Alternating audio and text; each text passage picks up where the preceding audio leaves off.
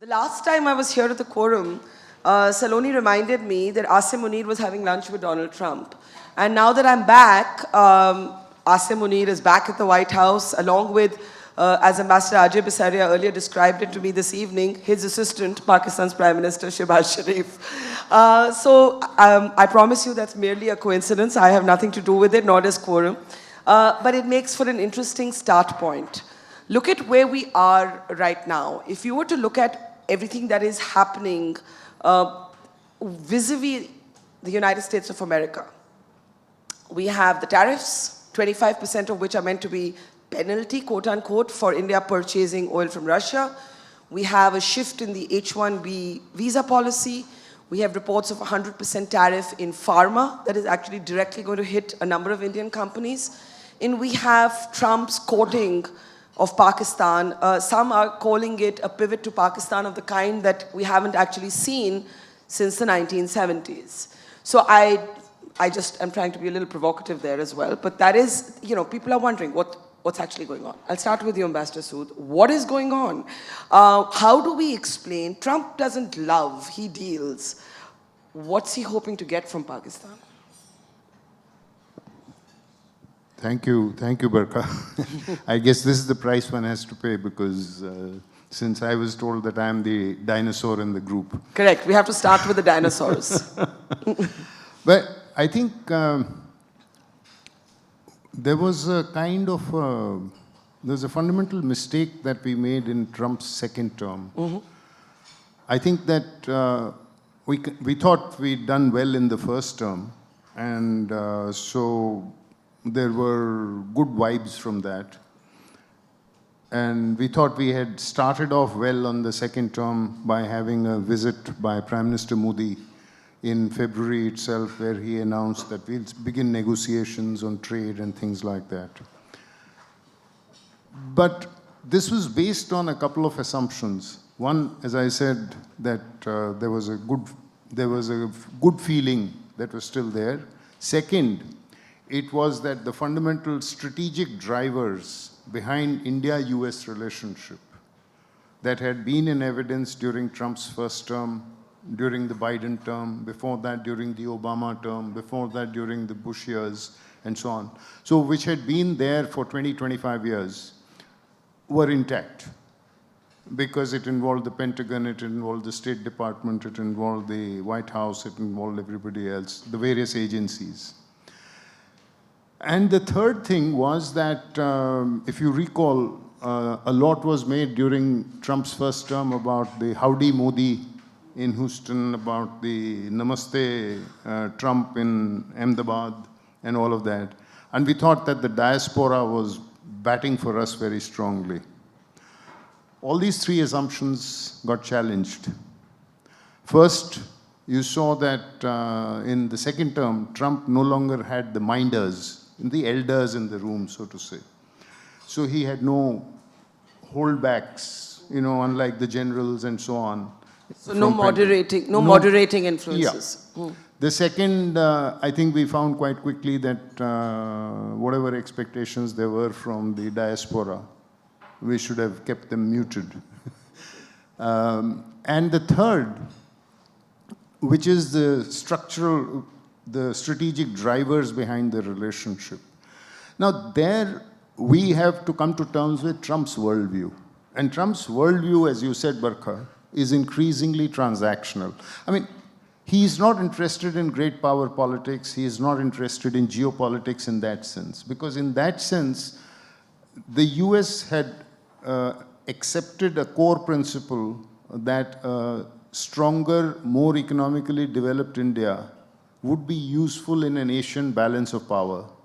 And from that point of view, would provide a balancing effect as far as China is concerned. Now, this was there right from Bush, and in fact, even to an extent in the final years of Clinton administration, when Jaswant Singh stroked Talbot talks, because we saw the role that the US played in ending the Kargil war. Trump, zero interest in this. He looks at things in terms of trade, he looks at MAGA and all of that.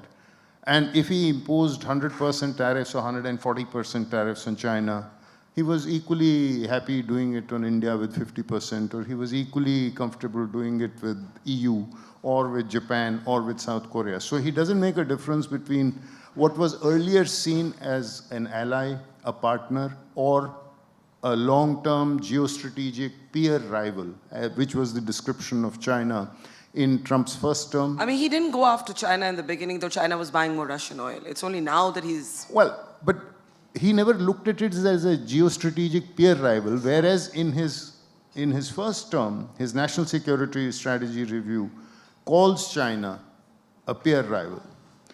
Now, if that is taken out, then what is left with the India-US relationship? I mean, he keeps saying, Modi, my good friend Modi. But then, if you're a good friend, then the least you can do is nominate the guy for the Nobel. I mean, you don't even do that. What kind of a good friend are you?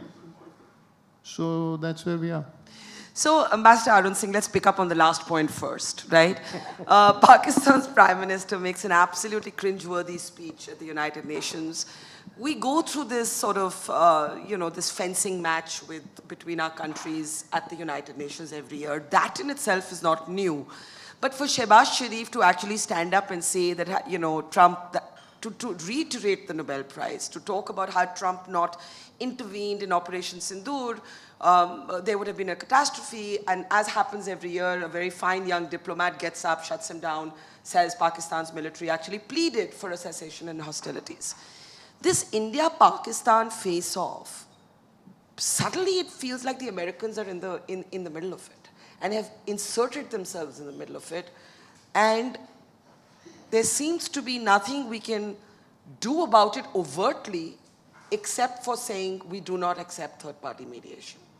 How do you read it? So I think building on what Rakesh had said, I very briefly try and sort of elaborate on why the US-Pakistan relationship seems at a good place now, and why are we getting a sense that the US-India relationship is at a difficult place. Now, in terms of the US-Pakistan, first we have to always keep in mind that US relationship with Pakistan will be based on US perception of its own interest. Not because they want to help India or create challenges for India, it's how they define that interest. Even at times when the relationship was very difficult, because they felt that Pakistan was helping the Taliban, which was killing US soldiers, they still felt they needed to have a relationship with Pakistan for two main reasons. One, Pakistan is a country which has a large number of nuclear weapons. So they want access to the leadership of the country that has a large number of nuclear weapons. Second, large part of terrorism-related challenge to the West, including the US, is sourced from the Afghanistan-Pakistan region. So they again want access to the leadership of the country that can deal with this region. And then even now, although they have withdrawn from Afghanistan, they fly drones over Afghanistan every now and then. And the drones can reach Afghanistan only by flying over Pakistan, can't go over Iran. So they need access to the leadership of Pakistan, so that's in the general sense. Now, at this particular moment, additional dimensions have come in. Rakesh also mentioned that Trump is very, very transactional. So, and many people have pointed out that much of his policy is driven by what is benefiting him, his organization, the family. And so the Pakistanis have invested some money in the World Liberty Financial, with the cryptocurrency firm run by Eric Trump and Zach Witkoff, who is the son of Steve Witkoff, who is the special envoy of Donald Trump. So that has got them some access in the Trump circuit. And there are many other reports which are out there in public domain where there is a Pakistan linkage to some of the businesses being run out of the Trump organization. So we have to keep that dimension in mind. So because of that, at this stage, the relationship is very different from what we had seen in the first term. In the first term, if you recall, in July 2017, Trump had come out with a South Asia strategy and basically saying that Pakistan has been hoodwinking the US, you have to take strong action, India do more in Afghanistan. And 1st January 2018, he had tweeted at 3 a.m., stop all aid to Pakistan.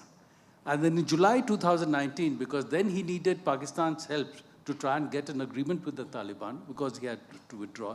July 2019, he invites Imran Khan to the White House and says in response to a planted question that I'm ready to mediate on Kashmir. And he went on to say that the Indian Prime Minister has asked me to mediate on Kashmir, which simply can't be true. And the Indian Foreign Minister had to make a statement that there's no truth to what the President has said. So we have to keep in mind that President Trump's articulation of position or policy is not necessarily always based on facts. So that's one dimension. Now, in that background, when we look at the problems in the US-India relationship, at the moment, we are in a problematic situation because 4 elements of President Trump's domestic politics or personal politics, not because of any structural issue between US and India. First, as Rakesh mentioned, he wants the Nobel Peace Prize. And he believes that making a claim to resolving the India-Pakistan crisis of conflict in May, would enhance his claim to the Nobel Peace Prize. And the Pakistanis have realized that this works very well. So they have nominated him, and then Shehbaz Sharif talks about it also, gets him special access in the White House. So they will play that because Pakistan has always tried to involve a third party in India-Pakistan issues. And India's position has been very clear, especially since 1972, since the Simla Agreement, that we will never accept a third party role in India-Pakistan issues because in the 50s and 60s, the third party did play a role. US and UK did mediate between India and Pakistan, including on Kashmir, and we found that the mediation was biased because they were looking at issues from the perspective of their own interest. And so you don't want a third party coming in. So that is India's firm position. So when Trump made the claim, clearly the Indian Prime Minister could not support that claim. So I think that introduced an element of friction in the relationship. Then if you recall, on June 17, Trump spoke to the Indian Prime Minister when the Prime Minister was in Canada. Trump had come back from the G7 and invited him to visit the White House the next day. While Munir was in town. Next day, the Munir was invited to the White House. So obviously, Trump was trying to ambush the Indian Prime Minister with a photo op along with Pakistan Army Chief and say that he had brought them together. And of course, the Indian Prime Minister didn't accept that invitation to go there. So it adds to that. Now, the second element is that Trump has been trying to show that he's getting trade agreements where US has unilateral benefits and that he's not giving in anything. His partners are making unilateral concessions. For example, Indonesia and Vietnam opened up their markets, get 20% tariff. Japan opens up markets, promises $550 billion of investment. Trump says this is now US sovereign wealth fund. I will decide where the money goes, and 90% of the profits generated will go to the US Treasury. And then imposes 15% tariffs. Similarly, Europe promises $750 billion of energy purchase, $600 billion of investment, and you get 15% tariff. Now, in this period, and Rakesh mentioned that Indian Prime Minister was there in February, trade discussions started. And from all reports, by early July, we had a good draft of a trade agreement, balanced, benefits for both sides, ready. But when it goes up to Trump in July, and he's already irritated a bit, and he says, this is a balanced trade agreement, where is the unilateral benefit for me? So he doesn't accept it. 25% tariffs on India. Now, at that very stage, he's coming under criticism, heavily in the United States, that you have done nothing to resolve the Russia-Ukraine conflict. He had said he'll resolve it in 24 hours. And he has taken no action against Russia. Even till now, in his second term, there is no action against Russia that he has taken, for whatever reason. Either because he wants to have continued access, continued dialogue, whatever it is. So when he came in for criticism, doesn't want to take actions against Russia, cannot take action against China, because China has shown countervailing power by doing export control on various items. Plus, when he raised tariffs to 100%, and Chinese raised tariffs, the bond market got destabilized. So he walked back from that. So you can't raise tariffs on China, you can't do it, so hit India. So we get 25% more tariff, 50%. Then the final thing that's happening is that a lot of people in the US say that he does not have the authority to impose tariffs. It lies with the US Congress. And the matter has gone to courts. At two levels, courts have ruled that he doesn't have the authority. So he's now with the Supreme Court. In a filing in the Supreme Court, they have said that he has levied tariffs on India to resolve the Russia-Ukraine conflict. So he's trying to show that he's using tariffs for foreign policy purposes where he has a mandate.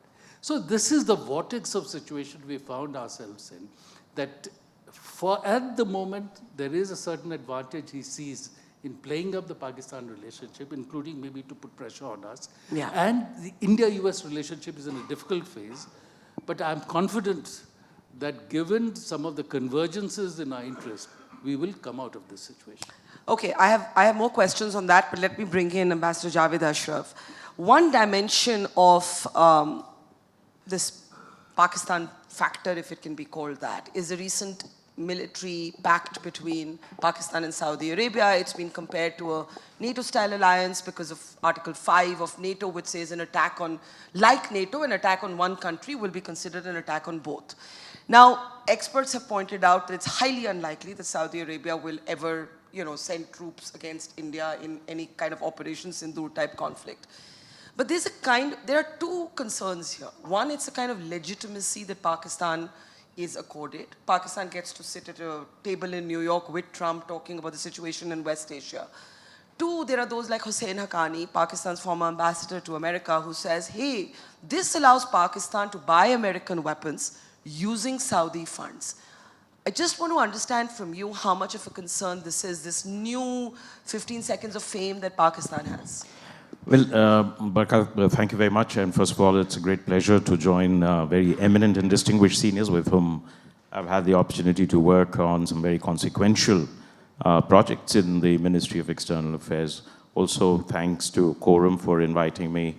A metaphor of Gurgaon with the private fantasy and public nightmare. So, but I could not have, I'll be leaving Gurgaon soon, so I couldn't have left without actually coming to... You know that those four words would also describe Donald Trump. Yes. Private fantasy and public nightmare. But Barkha, before I get to that question, I'd like to, first of all, speak in a little more structural terms about the India-US relations, on which I worked for 15 years. And also to your first point about Pakistan relationship of the kind of pivot that hasn't been since the 1970s. I think, first of all, I'm surprised that we are surprised.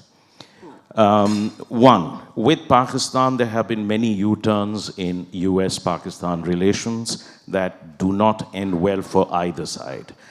First of all, remember, for 50 years, they were actual formal allies. They fought in the trenches together. There are deep institutional linkages between the military on both sides. I can tell you anecdotally that when Prime Minister Vajpayee invited General transitioning into President Musharraf for Agra. I was in Washington, D.C. when we went and met Richard Armitage, who was the Deputy Secretary of State. He said, how can you invite him? Can you look him in the eye and trust him? I have been in trenches with him. The point I'm making is that there are very deep institutional relationship. In May, I'll give you one example of how these U-turns work. May 11, 2001, Richard Armitage comes to Delhi, Seoul, and Tokyo to explain President Bush's new strategic framework. And at that time, coming out of RCR, then RCR, now LKM, he almost alluded to the possibility of Pakistan being declared a rogue state, right? 9/11 happens. And then the first thing the Americans told us, don't piggyback us. And don't use us to go after Pakistan. December 2001, they gave us a formal démarche saying, do not open consulates in Jalalabad and Herat, Mazar-e-Sharif, because it is upsetting Pakistan. I still keep a copy of that diplomatic note as a reminder of follies of diplomacy. And so you can see that sort of U-turns that take place for purely tactical reasons. One of the reasons is this, and I'll come to why there are structural problems. American decision-making is always sequential and linear. They deal with one short-term problem without bothering about the consequences of what they might have to deal with later. So at that point of time, they told us, stay out of it. The bargain President Musharraf struck with the US was this: you can go after Al-Qaeda because they hurt you. I will keep Taliban under check because they were not directly complicit in the attack. But I will do nothing to Lashkar-e-Taiba and Jaish-e-Mohammed. Americans accepted that bargain at that point of time. The same thing, okay, then you see every year progressively they are being taken for a ride. And then they keep giving more money. Then Ambassador Arun Singh was DCM, I was there. I remember working the Congress on the Kerry-Berman-Lugar bill, on which we tried and got about 20 conditions imposed. The State Department directly intervened with the Senate and got 10 of them removed, saying that it's going to irritate Ashfaq Kyani. They were, of course, in love with Ashfaq Kyani at that point of time because then the logic was so superficial that he drinks whiskey, he smokes cigar, and that he has a dog at home, so he must be a moderate Muslim, and who can then work with us. They forgot about that he's running a Pakistan military. So those U-turns will happen, and usually in the first part of any new administration, particularly one which has absolutely, as both ambassadors have pointed out, no wise, experienced people in geopolitics, but MAGA ideologues running it, except perhaps Marco Rubio, that there is a seduction of Pakistan, and that there is a feeling that they can get what they want out of it. Remember, every SHO that we know, Thanedar, usually needs one rogue in his locality. The local gunda. The local gunda who is allowed to continue to do a little few messing around, but is helpful to the SHO. Correct. When it comes to it. So they pick up, see, remember March, in the State of the Union address, President Trump mentions Pakistan's counter-terrorism cooperation. Second, I have never seen United States abandon the state of Pakistan. They may take cosmetic steps of banning LET and JEM, but directly implicating Pakistan. I pointed this out in 2003 when there was a direct barter between Pakistan and North Korea, Shaheen missiles for uranium, and Nodong missile for uranium enrichment. The United States used the most disingenuous way of sanctioning Pakistan, which was toothless, but used the Full Arms Export Control Act, Section 73, to target North Korea, and therefore North Korea was separated from Pakistan. So this will go on. The state of Pakistan, for the reasons that have been pointed out, is extremely important. One more thing. It isn't just about terrorism or a nuclear armed state which has a gun to its head. It is also a deep belief in the United States that it is possible to find a way to get at least some basic rights vis-a-vis China. Why? Because in the event of a conflict, today the United States only has a Pacific front. It doesn't have a Western front. And, so Central Asia is largely out of bounds, Iran is out of bounds, and there is always that need to remain engaged. But we should never be surprised about these U-turns, but we have in the past navigated past these, including when Obama thought, in his interview to Ron Klein in Time magazine, he said the road to peace in Kabul lies through Islamabad and Delhi. So Richard Holbrooke was supposed to be a special envoy. Ambassador Singh was also there at that time. We told them that it's a kiss of death if you get into this, so he was kept out. We will get past all of this also, because I think that hyphenation is really something that is either in our minds. But on the United States-India relations in January, when we were the most triumphantly welcoming President Trump's election, and when now it hasn't aged well, when the minister said that the world may be nervous about President Trump, but India is not among those countries. Now, if you see, as he's pointed out, his first term, there were enough clues in that. One, his proclivity towards peacemaking and mediation came through. Second, he was, I think, had declared us as a tariff king even then. Third, the pressure on Russia was very strong. And I am sorry to say that we also agreed to scale back oil purchases from Iran as a policy decision, not as a market decision. That gives you the impression that a country is amenable to pressure. We didn't do that in 2012, I have to say this, when Iran was declared the primary jurisdiction of money laundering concern. We insisted and we used UCO Bank to ring fence. And UCO Bank was the source through which we were importing. And then CAATSA sanctions. There was a lot of pressure on us. And there was a one-time waiver for this S-400. I mean, I was there in that meeting with General Mattis, and then Defense Minister, and he was insistent on it. So the signals were there. But here is a set of structural problems. Because we have been so caught up in the rhetoric of the defining partnership of the 21st century on both sides, and as one of the speechwriters, I've been guilty of that also, that the reality and the rhetoric seems to get blurred. And here are the things. One is that the geopolitical order in which India-US relations is transformed no longer exists. Russia-US relations were not as fraught as they are. China was not the big power that it is today. Second, we had this belief in a sui generis relationship. That is, we are aligned on some issues, we are not allies.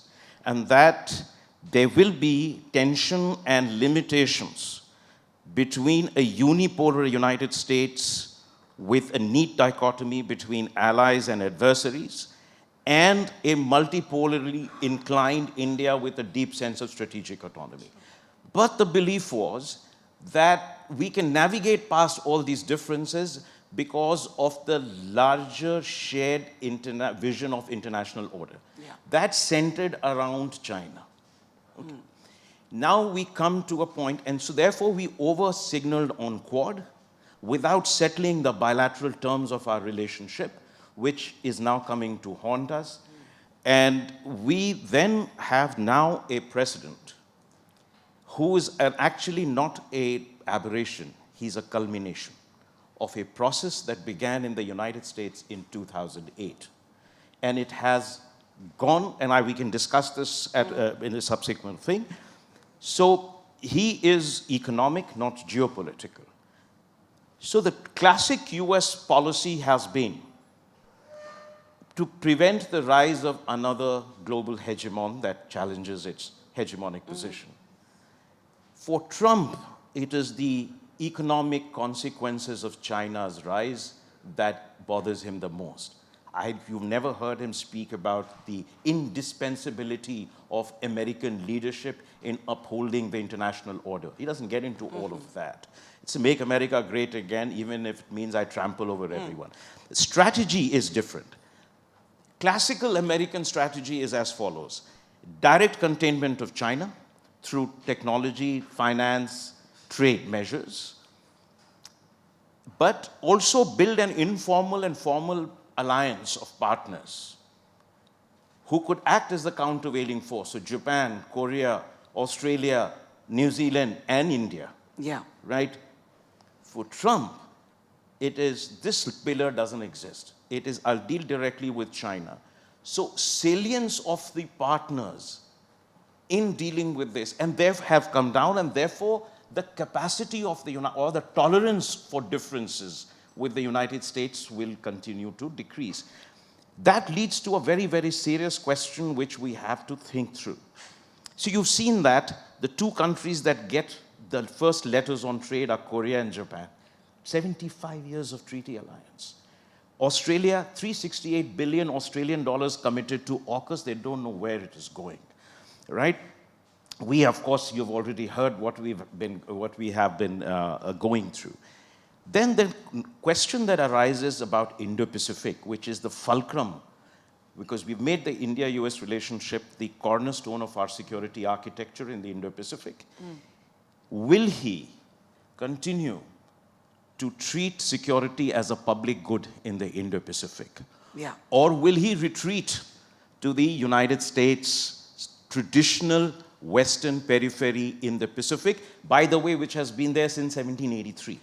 Yeah. So this question will mean that you would end up maybe down the line in a situation from what we call China +1 to in US +1. And hedging is happening. They walked out of TPP. What happened? CPTPP came up.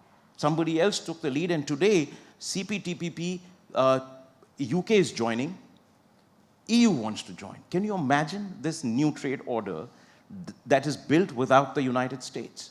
Yeah. So the US has a fundamental problem since 2008, which is that it no longer finds the global order and the institutions that it was the architect of either attractive or useful to it. And therefore this retreat started from President Obama, and it is continuing over a period of time. So this is something we have to understand. As far as the, sorry, I just got a bit too detailed into this, but on the Saudi Pakistan, first, of course, that we deluded ourselves into believing that Pakistan is isolated. If you tell yourself repeatedly that someone is isolated, doesn't make that person isolated. I mean, that is, it has an ebb and flow. Pakistan's always maintained its relationships below the radar. We started taking pride in the fact that our discussions had almost left out Pakistan, which is an anomaly. If you don't discuss your own neighbors, then there's something fundamentally wrong with us. Then comes, see, here there is a very interesting aside. First of all, and here's got an expert on disarmament. You have, forget about the substance of it, there is a symbolism. But that relationship in an informal way has been there with Gulf countries for a very long time. There's no question about it. When this agreement is done, it also, unfortunately for Saudi Arabia, takes one very important demand that they have had on the United States away. The US will say, now you have a mutual defense pact with a nuclear weapons power. Why do you need enrichment technology? Now you just stay out of this. As far as the capacity of Pakistan to provide extended deterrence or nuclear umbrella, as that called, it's a highly, highly debatable issue, and there's a whole lot of technical questions on command and control, delivery systems, decision-making, etc., that will not come into play. The reality is that their first use will be against Houthis. Yemen is a country which the House of Sood has not been able to pacify for 200 years. On the debris of Ottoman Empire, when the House of Soud conquered the peninsula, Hijaz, except for where the Hashemites were sent off to Transjordania and the British kept the Emirates, Yemen was the only country they could not subdue. They continue to do that. They will need those forces to try and pacify it, because Houthis represent a serious institutional threat to the House of Soud for a number of reasons, including the fact that they have very strong links with Iran. Yeah. So I would say that, we, as far our own security interests are concerned, perhaps not of great consequence. The fact that Pakistan today is back a bit in the eyes. And I will tell you one more reason why this is happening. This is the global public perception of Operation Sindoor. There is, no matter what we say, the way the narrative was built, the way we were able to, strategic communication, whatever it was, the initial perception that has shaped us that Pakistan was able to match India. And therefore the mediation happened. So when they look at India and when they look at Pakistan, they'll start looking at it as a credible military force that can stand up to a country like India. Contrary-wise, it will raise questions about your ability to counter China when people start feeling that maybe perhaps India was not maybe it was a 7-6 tiebreak, not a 6-love, 6-2, which they would have expected in tennis parlance from in India-Pakistan. And it isn't nothing, I'm not saying this is reality, but this is the perception. And a perception that we started trying to change way too late when it was already formed. Okay, there's a lot of meat in there, and I'm unsure which to pick up first. I'll come to you, Master Sood, and then to Master Singh. Picking up on this sort of point that this started before Trump and we didn't see the signs. If you remember, sort of as Ambassador Javed Ashraf mentioned, there was a pushback on what Obama was trying to do, this idea that America was, there was the road sort of to peace for Kabul went through Islamabad and Delhi.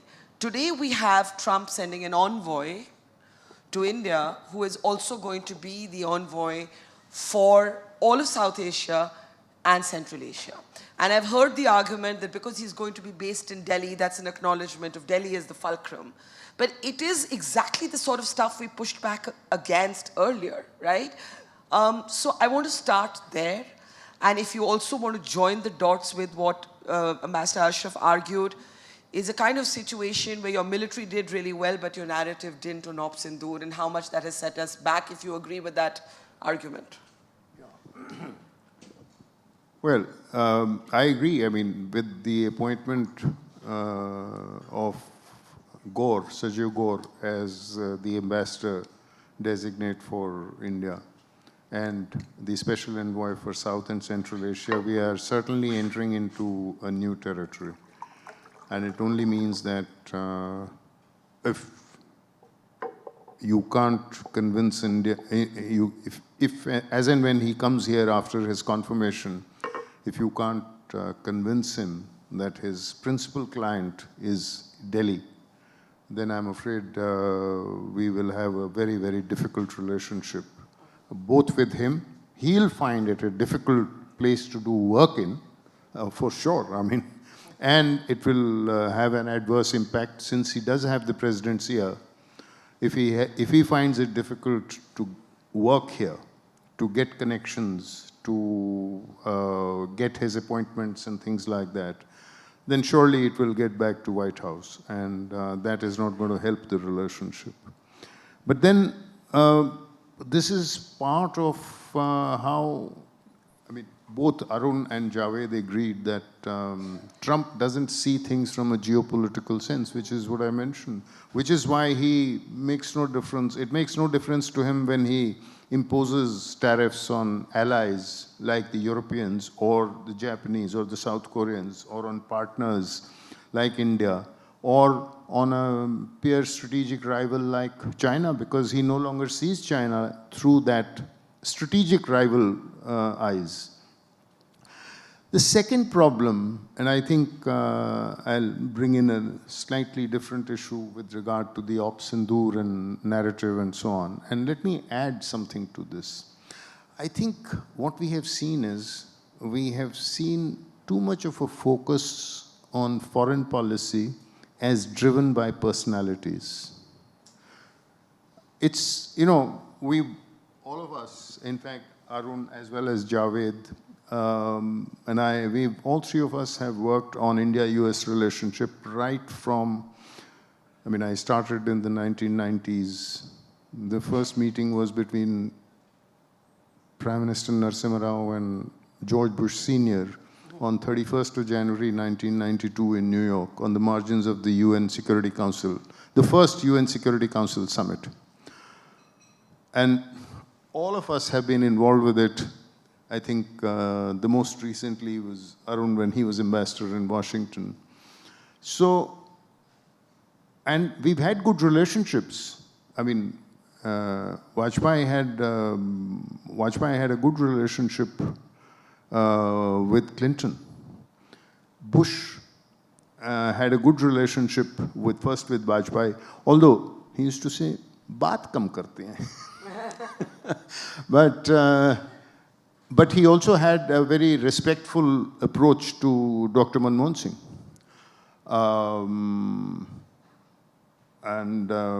Trump had his chai pe charcha with Obama and all of that. And you mean Modi had his chai pe charcha with Obama? Yeah, with Modi had his chai pe charcha with Obama. And then, of course, even with Trump.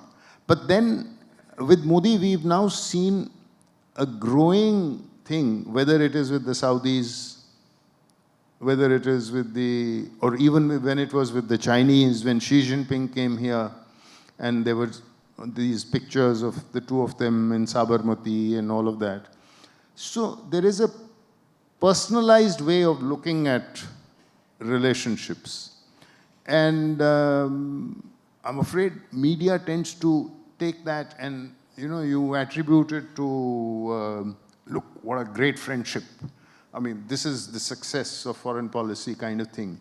But actually, it is driven much more by hard work that goes behind it. So... I mean, that's true for us. It's no longer true for Trump's America. There, it's actually Trump personalizing all decision-making. Yes, but that doesn't mean that all your relationships, but we have transformed that into all our relationships. And secondly, on Op Sindoor, what has happened is that, Pakistan, which is a foreign policy, has become part of domestic policy. It's always been. Not to that extent. No, not to that extent. I mean, so today it is far more an aspect of domestic policy. I mean, look at the recent cricket matches. There's one tomorrow. I mean, all of you have seen the controversy about when the first one took place, the quarterfinal, when there was no shaking of hands after that, and then the second one where there was some more of, the Pakistani cricketer, the batsman, sort of putting his bat and all. So we've made it domestic policy, and it's not helpful. And as Javed reminded us, in the process of this personalized cult and wanting a seat at the big table, we forgot that your neighborhood is most important. And I think I mentioned last time when we were talking about this somewhere, that, the world sees it. And if you can't manage your neighborhood, sorry, you are not going to be at the big table where the big boys are. अगर आप मोहल्ले के चौधरी नहीं हैं तो आप शहर के कोतवाल नहीं बन सकते. So सीधी बात. So you're still feeling optimistic after all that? No, but look, here's a serious question. There are always perils to summit-driven diplomacy. It isn't just between India and the US, it's everywhere. Even India and Pakistan, every time they attempted this kind of summit-driven, is it the rapport between two leaders? Trump is still calling Modi a great guy. Nobody stopped calling the Indian Prime Minister a great person. But he makes the phone call on Prime Minister Modi's birthday, and 2 days later, he comes up with the H-1B announcement. Now, there are two views on how much this is something we should expend capital on, because, it's for every country to determine their own work visa policies and so on. But when you consider the fact that 71% of beneficiaries of the H-1B last year were Indians, that's more than 200,000 people, 191,000 the year before that, and it happens a day after you're making this phone call and everybody's calling it a thaw, it seems as if there's a sort of certain degree of gaslighting going on where you don't know whether you're coming or going with Trump. I mean, sorry to borrow from modern lexicon of relationships, but that's what it seems like. So I think first on personality-driven politics. Now, at one level, of course, one can argue that it always makes sense to prepare things substantively and work the decision-making up and look at the broader convergence between countries and their interests. That having been said, one can't rule out that there are moments then where the leadership level interaction and leadership decisions make a huge difference. If I just take a look at the Civil Nuclear Cooperation Agreement between India and the US, which worked out in 2008, and in fact, that is the agreement that has completely transformed today the India-US relationship, because it was following that agreement that restrictions on technology transfers between India and US have gradually eased off, and it's because of that, for example, that we have now bought almost $25 billion worth of defense supplies from the US. You're talking about partnership in critical and emerging technologies. But that Civil Nuclear Cooperation Agreement would not have worked if the US President George Bush had not put his personal influence on that process. It was, in fact, he who asked his administration when he became president that I want to improve the relationship with India. You tell me how to do it. His administration did a deep dive analysis and said that if you want to improve the relationship with India, you must do a civil nuclear cooperation agreement with India to ease up cooperation in civil nuclear technologies, because only after that you can ease up other kinds of technology restrictions. And when that agreement was being negotiated and all of us followed those processes, it ran into repeated obstacles at functional level of government on both sides. In India, there was a worry that by doing this agreement, are we surrendering our sovereignty? Will we become a vassal state of the United States? In the US, the argument was by doing this agreement, completely changing international norms, bringing India out of nuclear isolation, going against all the non-proliferation philosophies that the US had articulated, is US compromising the entire non-proliferation process, and what is the benefit? And at each stage where it got stuck, it was George Bush and Prime Minister Manmohan Singh who stepped in to see it through. In fact, there was a no confidence motion in India, and the government in India had to survive that. So the role of leadership, one should not undermine. But it cannot be the only thing. Yeah. You know, Trump, for example, tried to do a deal with North Korea, that he will do a leader-level engagement, or that I will talk to Putin and we'll get an agreement.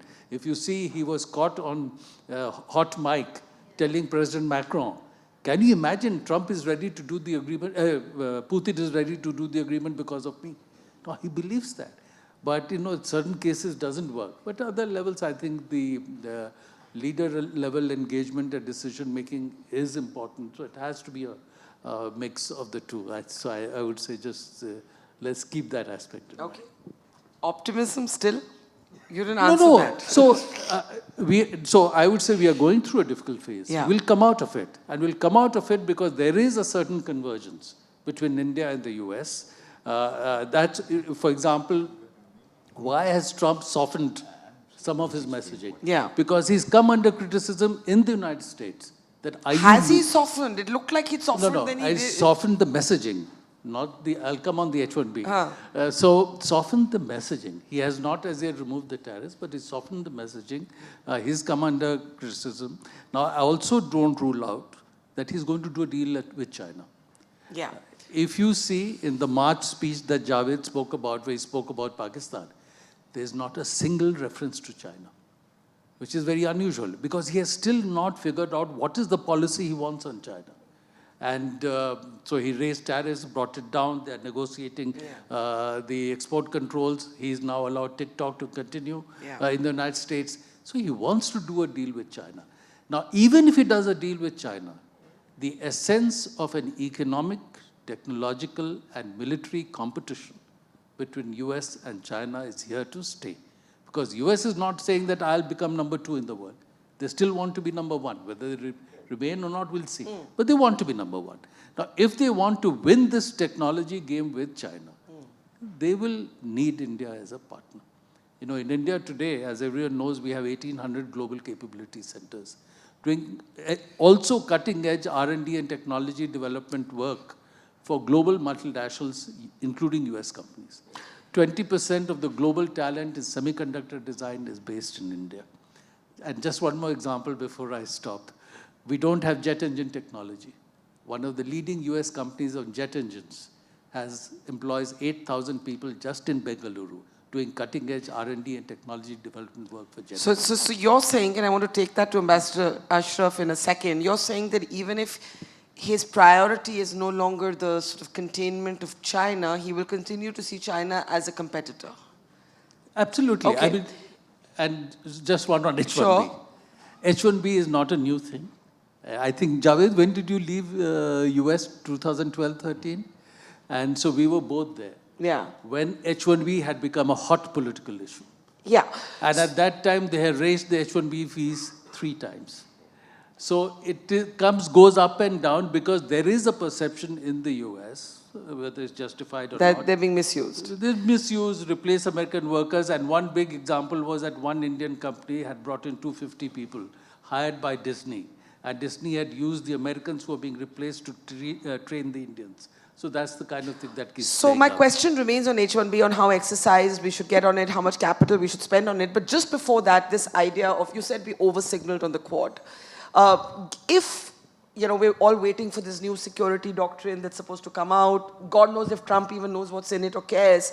The question is this: if China is no longer if Trump is thinking of a G2 world, even if he's competing a bit with China, this idea of India as a countervailing force to China seems very yesteryear. If that idea is very yesteryear, why is India relevant to the United States of America? I'm just asking the obvious question. I think first of all, we reflexively treat foreign policy as either we are in this camp or that camp. Correct. I just cannot understand where this comes from and why 75 years after independence we continue to reflexively think in those terms.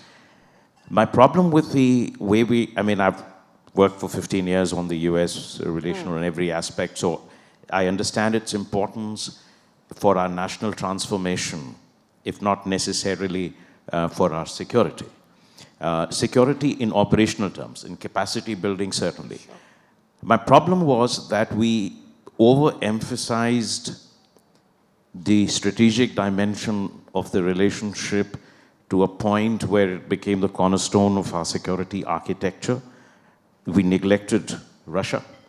We overemphasized and amplified our conflicts with China.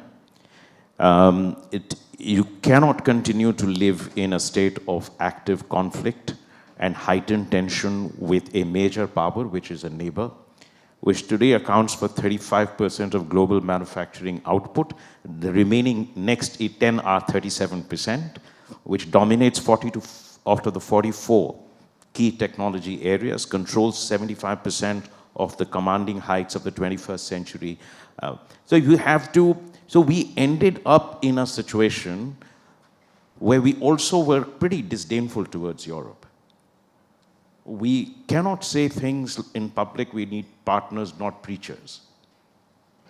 Right? So it was also this situation, so when the over-leveraged relationship hit a turbulent spot, we suddenly found ourselves scampering. And then... So we leaned in too much? No, it's not a question. This tangent, we should have gone there. SCO, for all its contradiction, it covers the entire Eurasian landmass from the Pacific to the Eurasian border. Yeah. How can you not be there and not participate in it, even if it makes somebody angry? How can you not be part of BRICS, even if it makes somebody angry? Those choices are our sovereign choices. Agreed. Right? My experience with the US has always been, you draw your red line, they start softening up after some time. If there is a perception that you can be pushed a bit into accommodation, then they will keep pushing you. It's not amoral. It is the nature of business in foreign policy. So you're saying and agreeing not to buy oil from Iran in maybe appearing far too keen to invest in this relationship? I think so, because if that is the case, then what do you get in return? Now, let me ask you a question. The fundamental sometimes conflicts, I'll give you two examples. Every time either Ambassador Juster or Garcetti or someone from Congress who would come to Paris, they would come to see me. Now, Ambassador Garcetti asked me last year, he says, you've done this for a very long time. What will it take for us to fight wars together, for example, in Taiwan? I mean, this is where we need to go. Or people asking me, what will it take for India to be like Australia, Japan, and Korea? Perception, management. So when Ambassador Sood and Ambassador Alok Prasad joined Jaswant Singh for that 14, 16 rounds of Stroop-Talbot dialogue, we were at a crossroad. Yeah. We could have taken one of confrontation or of engagement. But they negotiated the new terms of engagement between India and the United States, which, within less than 2 years of punitive sanctions, led to a 5-day, 5-city visit by President Clinton, and then the normalization of that relationship. We're at that point where we need to do a realistic appraisal and do what terms of engagement we need to have with the United States. A crisis can be an opportunity to reset your whole geopolitical vision. You cannot convey the impression that you will jump over your entire extended neighborhood to seek security from a distant friend and partner with fickle mind who, because of its global calculus, can make very, very sharp U-turns. That is vulnerability. So your vulnerability against China cannot become a vulnerability against the United States. So my problem since this discourse has started in the past few months has been this reflexive either or situation. We will get the relationship with the United States going again. I mean, there will be a landing spot. I just hope that what President Trump seeks, which is an open admission that in deference to US wishes, we will not buy oil from Russia. Will not happen. And that we will find some landing ground in which they will also realize India is not Europe or Japan that can be pushed over or they will roll over. And then we start negotiating new terms. And I can see realism is already hitting it. You mentioned, Barkha, about technology. Yeah. We made such a huge issue about an old engine, which is of an old architecture, old metallurgy, built in the 80s and 90s, for which you are not you're only getting manufacturing TOT for 60%. They're not even giving you 80%. So when you signal this as a great achievement of India-US relations, you are setting the bar too low, because that is a technology crutch that will leave you in perpetual state of dependency. But so I'm astonished for a country that has also made Rolls-Royce engine for Jaguars in the same way, or AL-31 engines for Sukhoi 30. We are getting this old engine, and we used to be screaming headlines in every newspaper, G414 and 404, and they can switch off. There's no sovereign control. And manufacturing TOT teaches you how to assemble a furniture. It doesn't teach you how to design and develop a solution which Russia, to some extent, has offered and France has offered. But we were deferential towards the United States and we didn't pick up the French offer. Okay, let me take a couple of comments from both of you, but I'm sure the audience has some questions as well. I just wanted to add one point to what Javed said about sovereignty here. See, I don't know, it was mentioned in one of the earlier comments how long Pakistan has been an ally. And this is, Pakistan was a member of SEATO and CENTO, two US-led military alliances, for a number of years. It joined these alliances in the 50s. And there have been these ups and downs in US-Pakistan relationship. And Barkha had asked about the about the Pakistan-Saudi recent agreement. India has, never been an ally and has never offered these kind of security assurances to any country. So it's a little difficult, but once you've been an ally, once you have been a dependent, once you have exhibited that kind of dependence, you can also be a gun for hire. Now, it comes more easily. It's much more difficult for us. We've never, because an ally of the United States, now we know who is a junior partner and who's the senior partner. You can't be an equal. And what we have tried to do with the US is a partnership, not an alliance. And therefore it is also equally difficult. You think the Saudis could have come to us and said, look, will you do a security agreement with us? No, we would never have done it. They would never even consider it. Because that's contrary to our 75 years of foreign policy. So once you've been a dependent ally, you can also be a gun for hire for somebody else. It just depends on the price. No, in fact, I wanted to point out to a very interesting episode in our India-US relations. This is the 2003 Iraq War. And, by March they attacked, by May they declared victory. And then they approached us and they said the new symbol of India-US strategic partnership is to send troops. And guess where they were sending us the troops to? They said, "We will give you Mosul," which ultimately became the ISIS capital. You know, every foreign policy correspondent in India was in support. Are you serious? I have those articles still, including one redoubtable editor who wrote an op-ed on 1st July 2003. Well, the foreign secretary and we were going to, because MEA was opposed to it. I was then also in America's division. Indian fossilized service. That Indian fossilized service is just, you're objecting to it and they're looking backwards.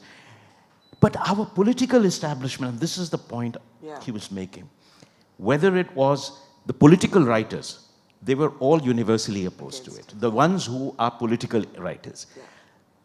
The opposition party, led by Ms. Sonia Gandhi, were opposed to it.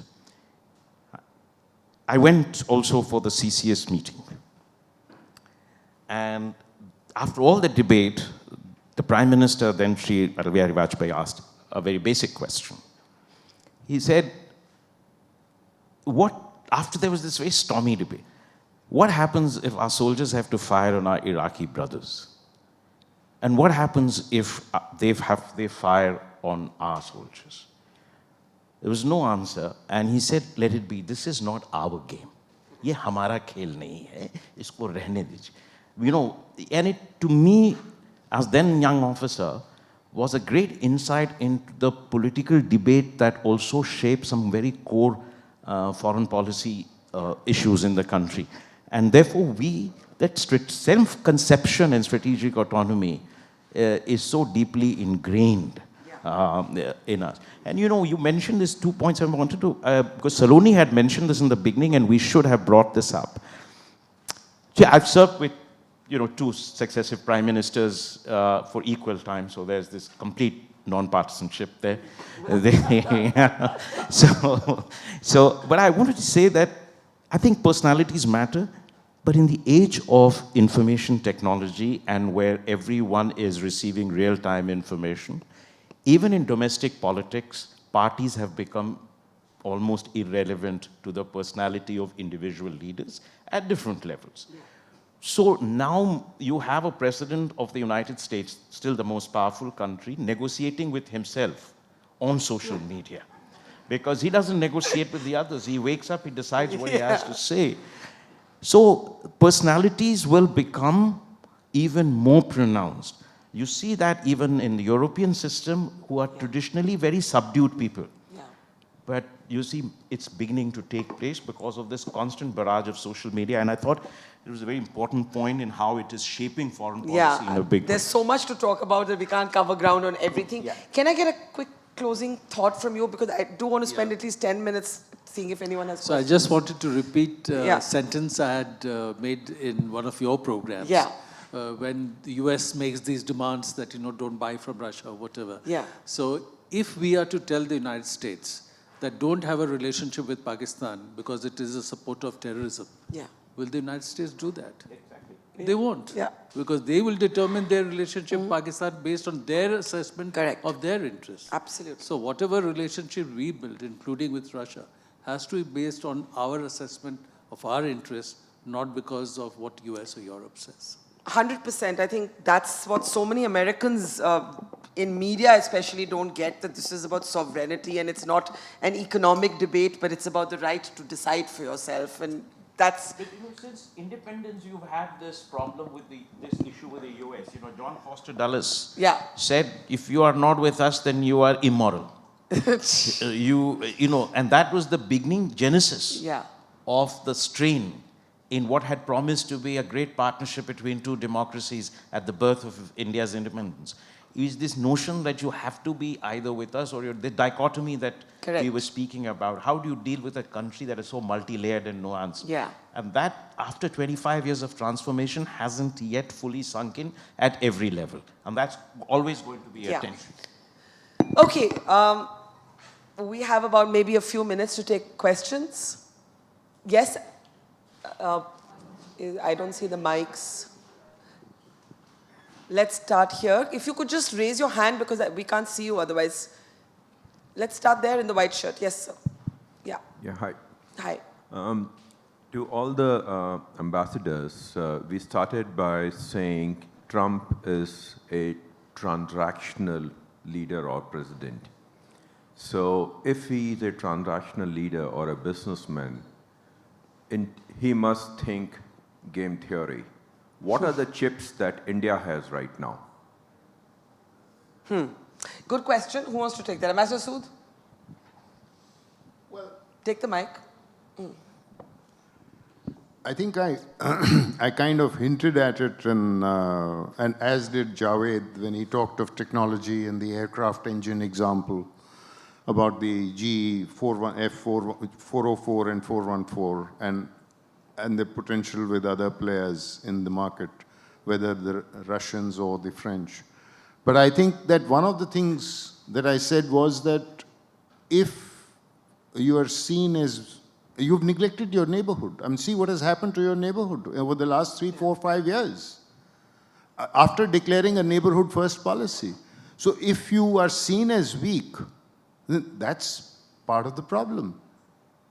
So you will first have to, before you start repairing your relationship and finding security with outside partners, I think you first have to ensure your own periphery. And I think Javed or Arun also talked about the fact that did we oversell the India-US sort of partnership? Did it have an impact on the China angle? Could we have sorted out what happened in Galwan faster than, I mean, even now it is not sorted out to that extent. After all, we've only just disengaged. We haven't undertaken any de-escalation. We haven't undertaken any de-induction. So, and we have also undertaken a lot of economic steps which are now being restored with renewed pilgrimages and now flights and all the rest of it. So, would it have been better had we not overplayed into that thing? I mean, so while I accept this whole personality thing to an extent with social media, but I do think that, I think we just went a little bit overboard on this. And and we needed to be we need to do some recalibration, beginning with your neighborhood. I mean, what is the point of, you keep saying no, terror and talks will not go together, blood and water will not flow together. I mean, you know, you are neighbors. We know we've been to wars with them. But if we as the bigger country can't manage our relationship, I'm not saying that you can solve Kashmir or any such thing, but if we can't manage our relationship, I mean, it's all very well to say that I don't want external powers interfering in my neighborhood. But if your neighborhood is becoming a fractured space, then external powers will intervene. And you will, and you know, then the perception will be that you are weaker than what you project yourself to be.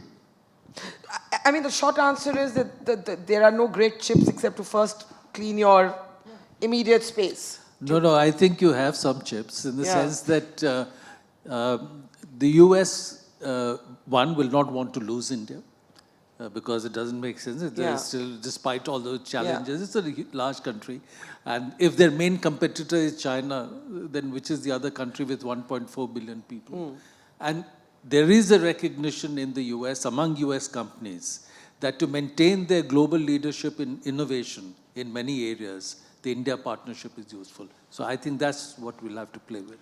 Well, first of all, I think President Trump has no idea about game theory. So, I mean, Sunil, I know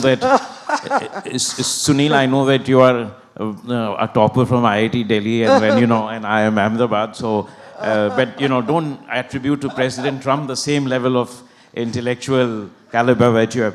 No, his life revolves around a new doctrine in domestic politics and foreign policy, which is called the grievance doctrine. So, you know, everything is that people have stolen from us. The allies are freeloaders. Rules are fetters, not frameworks. Tax is not revenue, it is punishment and retribution. So this is the philosophy with which he's operating. What are our chips? One, I think, is that whatever happens, the United States sees the world in these terms of either us or with them. So that one photograph from Tangier of the three leaders Correct. together, President Xi, Prime Minister, and President Putin, went, top of the news in the United States. And suddenly everyone, including the Republicans, was saying, wait a minute, are we going to lose India to the new formation? And what will it do to the United States? So the more we exercise strategic autonomy, the more we will have chips. Second, we will need to find ways in which we can find a convergent landing point. They will also soften their position on trade.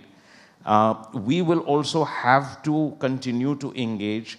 It may be a slow process. I know that we have offered to increase our purchases of energy. We have made maybe the most ambitious trade offer that we have ever done to the United States. I have also spent nights talking about poultry and dairy and things. And that should be a starting point in which we can work with them. Defense is a tricky business because you can't keep buying 10 billion, 5 billion every year. And it is my firm conviction that you cannot buy core combat systems from a country with the kind of export control laws that they have and the export control history that they have. So the chips that we have really is about how we deal with the neighborhood and the rest of the major powers and what we can do in terms of our ability to bridge that deficit. Now, on H-1B, I think there is a separate issue. H-1B must be divided into two parts. There are H-1B requirements of US companies. And then there is 20% of the H-1B goes to Indian companies that send people there. Right? And then and they also use L1 visa, which is intercorporate transfers. So H-1B is going to, first of all, hit the American companies in terms of their... So some of them may be forced to try and find GCC locations over here. What we have to do while we negotiate, and I make this point repeatedly, is to protect the market share of our key sectors, which means that textiles, garments, leather goods, gems and jewelries, these are highly substitutable products. They can go from one country to another. So think of it as a pandemic-like situation, a COVID-like situation, and say that, okay, for the next 5-6 months, I'm going to protect the market share of my industries so that they are able to, that's the starting point we should work on. And in any case, nobody cares about WTO rules anymore in the world, starting with the United States. So we can subsidize that. That's, I think, gives us some negotiating space and leverage, and while we continue to do it. But remember that, we should not feel that because we don't have the same leverage as China, that we are not in a position to negotiate. If you are clear about red lines on trade and on your sovereign choices, at some point, there will be an accommodation process that will begin. Clearly, we have given the most ambitious offer. Maybe we will adjust a little bit more on the agriculture, a little bit more on some of the small-scale sector. We may buy a little bit more of energy. Gradually, I suspect, and I hope it doesn't happen, we will start reducing our imports of energy from Russia. That would then lead to maybe excessive demand. And remember, what has the EU gained, or what did Japan gain from? They lost a prime minister, lost a seat. Yeah. And today they are saying, okay, this is what we want. Tomorrow he'll say that, don't tax my digital companies, my Googles and my others. If you levy taxes in India on them, I'm going to impose new tariffs. So you are dealing with a situation where it is not, remember, it is not the relationship that is important. It is your interest. National interests are paramount, not the relationship. If a relationship needs to be, in a sense, let go of for a time being because your national interests determine it, then you need to be able to have the nerves to stay the course and go through with it. And then things will come around. The logic of India-US relations exists, but it has to be put in the right framework. Okay, I'm going to take a couple of questions together because I think we're kind of running late now. So here, yeah, I'm going to take 3 questions together and then have maybe a round of last comments. Yeah. Right. Thank you very much. Very enlightening evening discussion. One country that we haven't mentioned at all in today's evening is Israel. I'd love to have an opinion from the ambassadors on that. Yeah. Can I take a couple of more questions from the floor and then yeah. At the back, if you could just maybe stand up, we can get you the mic. Yeah. Ideally, I would have loved to ask the eminent ambassadors to rate the performance of Indian diplomacy versus Pakistani diplomacy, but I think it would be unfair to subject you to this particular pain. But on a serious note, if we take a step back, recently we have seen the two, I would say the two services act, the Indian diplomacy versus Pakistani diplomacy. How do you, if you take a step back, rate? Yeah, that was one. The second point was, how do you rate their PR versus ours? Maybe with their Goebbelian propaganda, but somewhere I think they have been able to sort of get their message around. You alluded to the point that in the global capitals, sometimes they are now looking at India a little differently. Is this because of this propaganda that now we have the NATO chief also sort of trying to put words in our mouth, trying to tell us what did we tell Putin? So somewhere I think some position of strength has got a weakened there somewhere. Okay, one more question there at the back. Piche de dijiye mic. Thank you. Thank you. My quick question is around the fact that maybe we are kind of focusing on where the puck is right now, while we should also look at where the puck is going. So I think what we're seeing with technology is that intelligence has been pretty much democratized, and then I think the next wave is robotics. And if you look at it, if you just extend a little bit, you will start to see that the scale of production and everything is going to be very much tilting towards who has the technology and a disproportionate advantage to technology. And that's why inputs, which is the resources, and outputs, which is actually access to markets, is where the world is literally shifting towards. These are just the signs of what we are seeing in terms of really access to the market and access to inputs, where the puck is going. Okay. So I would love that. Okay, because these are going to be closing comments from our guests, I'll take one more question there. Yes. Just stand up so we can get to the mic. Yeah.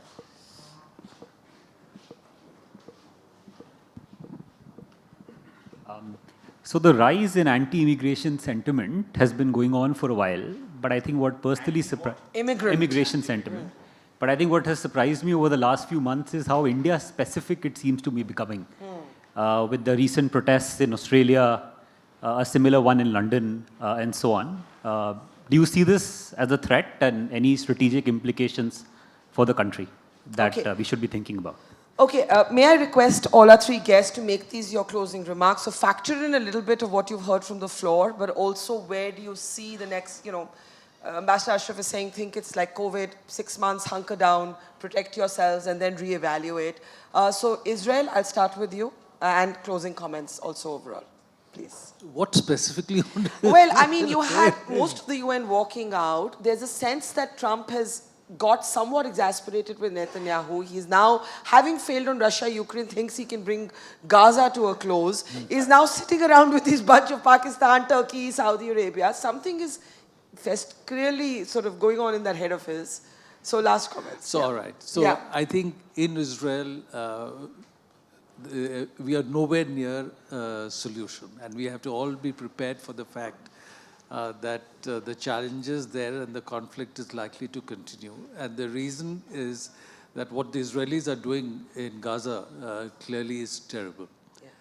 But the Israelis have convinced themselves that they don't have a partner on the Palestinian side. Now, right or wrong? And they have convinced themselves that in the past, whenever they tried to do an agreement, the Palestinian partner eventually did not accept the agreement. And so in 2000, for example, when under Bill Clinton, they offered to Yasser Arafat all of West Bank and Gaza minus 4%, where the major Israeli settlements were, and there would be compensatory 4% given to the Palestinian entity from area that is recognized as Israel. And eventually Yasser Arafat did not accept that. A similar offer was made in 2008. So over time, politics in Israel has shifted to the right, and the dominant political elite in Israel today believes that any Palestinian structure will pose a challenge to the existence of Israel. Therefore, their whole strategy at the moment, over time, is to completely do away with the possibility of a Palestinian state. And Netanyahu has said that publicly. But the fact is that you have more than 5 million Palestinians living there. And if Israel says it wants to be a Jewish and a democratic state, then it has to carve out the Palestinian population in some way. Because if you're democratic, then you can't be Jewish. And if you're Jewish, then, with 5-6 million Palestinians living there, you can't be democratic. So that's a challenge that they are facing. And unfortunately, they have linked their strategies to the most powerful country in the world. Yeah. After all, how was this state of Israel created? Because they were supported by then the most powerful country in the world, the UK. And today, the most powerful country in the world, United States, for whatever reason we can go into that, is completely behind Israel. So Israel can get away. On Pakistan, I'll just say this, that whenever Pakistan is seen as doing well for other reasons, there is a sense in India that is our diplomacy failing in some sense. But whenever you read the Pakistani press, you'll always find that Indian diplomacy is succeeding very well. When you read the press here, ISI is creating havoc here. Yeah. When you read the Pakistani press, RNW is creating havoc in Pakistan. So it's got nothing to do with, we are both very similar people. We are both as good or as bad. But it's just that the situation changes, and at sometimes they're doing better. So. Okay, I'll give it to Ambassador Ashraf, and then Rakesh can close it for us. Yeah. Well, I think on the Israel question, my only thing is that we have to also very carefully evaluate the positions we take as government of India and as the country. Because a lot of our foreign policy, this is the other problem we haven't discussed, and maybe for another session, is got very deeply intertwined with domestic politics. Yes. And that narrows our space in taking reasoned and decisions, and that actually sometimes makes our space narrower, but also gives us, it doesn't give us enough freedom and leeway to on the foreign policy issues, whether it's in our neighborhood or whether it is Israel or or even with regard to the United States. The second question on Pakistan diplomacy, Indian diplomacy. Look, they have a single point agenda, which is us, which is India. We have a far more complex and a more positive agenda, which is, if I were to borrow the concept from management, which is the Maslow need hierarchy, then I would, at some point, I want to write about Maslow's need hierarchy and foreign policy. And so we have a very different layers of foreign policy objectives. And as I said, that, you're looking at it through the prism of how our relationship with the United States is working or not working. I would say that we have to look at it through the prism of how we are able to show resilience, flexibility, nimbleness, and capacity to adjust to developing situations in advancing our national interests, whether it is in the nature of our economic transformation, security, our global position, etc.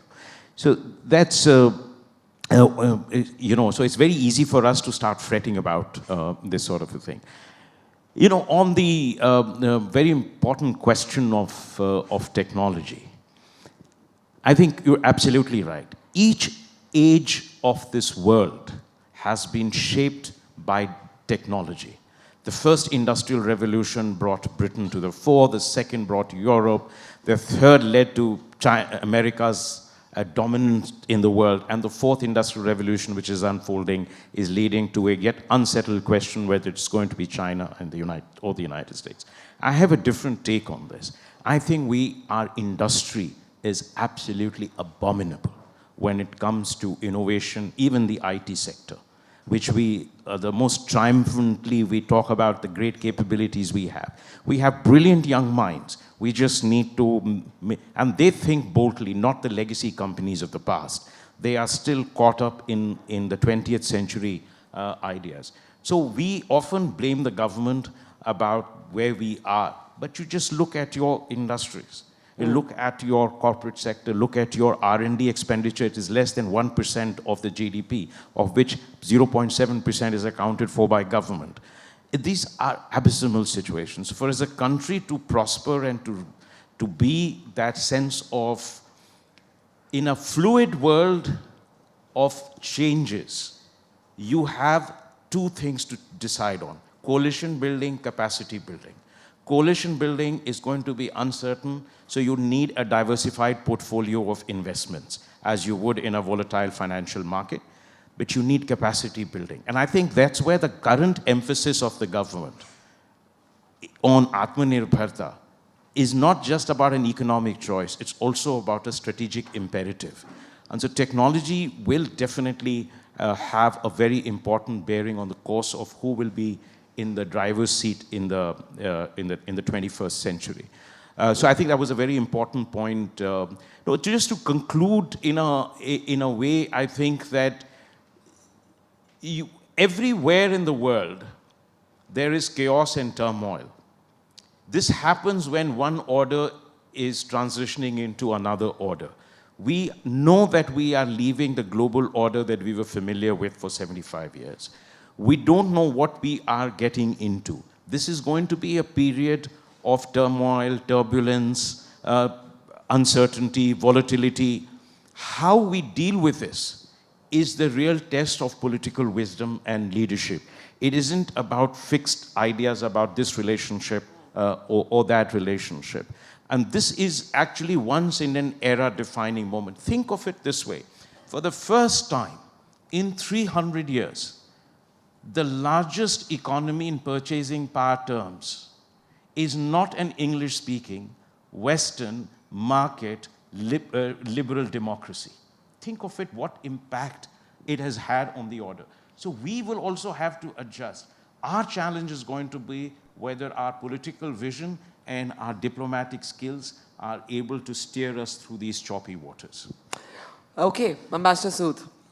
Well, I think I would agree with Arun's assessment in terms of Israel. Incidentally, there again you have this great bond of friendship between Modi and Netanyahu. You remember those pictures, walking together barefoot on the beach kind of thing. On the India-Pakistan diplomacy, I would agree with both what Arun said and as Javed amplified it in terms of the single point agenda, and therefore much easier to, at a personal level, I have had good relationships with some Pakistani diplomats and continue to have those relationships. So that's not an issue. Having been in Pakistan, served, lived there and so on. Coming to the technology thing, I think what is interesting is that what you are seeing today, the turbulence, which was the title of our talk here. We've talked of geopolitics, and we have seen what Javed mentioned just recently. He said WTO is dead.